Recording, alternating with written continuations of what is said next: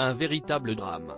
En 2011, les téléspectateurs de M6 suivaient l'histoire de Jean-Claude, dans l'amour et dans le pré. Célibataire depuis de nombreuses années, l'agriculteur était tombé sous le charme de Maude, avec qui il a eu une fille il y a près de 8 ans, Charlotte. Si celui-ci avait trouvé l'amour et fondé une famille, il s'est hélas pendu dans l'étable de sa ferme dans la nuit du 24 au 25 juin 2022. Sous le choc, ses voisins ont été nombreux à témoigner dans les colonnes du Parisien. Éric Langlois, un postier retraité, a confié avec émotion: « Ce suicide, je ne m'y attendais vraiment pas. Dans l'agriculture, il y a celui qui bouffe les autres, qui s'en sort, et celui qui est bouffé. Peut-être que si est ça, peut-être que si est autre chose.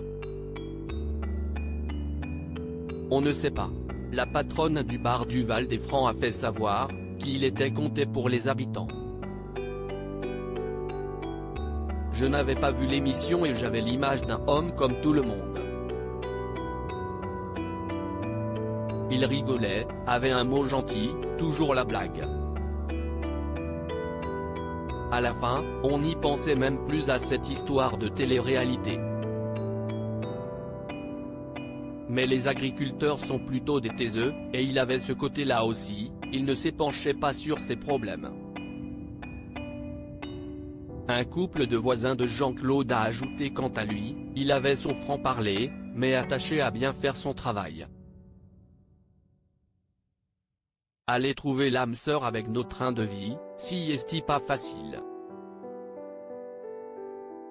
Les éleveurs doivent nourrir leurs bêtes matin et soir, pas comme les céréaliers. On n'a pas de place pour une vie privée. Cette année, nous, on n'a pas pris de vacances. Si est parfois difficile. Mais bien sûr, on ne dit pas que si est pour ça qu'il s'est suicidé. » Le message déchirant de Karine Le Marchand sur Instagram, l'animatrice phare du programme s'est emparée de son compte Instagram pour rendre hommage à celui qui avait participé à l'émission en 2011. « Mon Jean-Claude, les mots me manquent, mais pas mes larmes. Merci de m'avoir donné tant de joie et d'affection à chacune de nos retrouvailles. Tu as choisi de dire stop, alors repose en paix.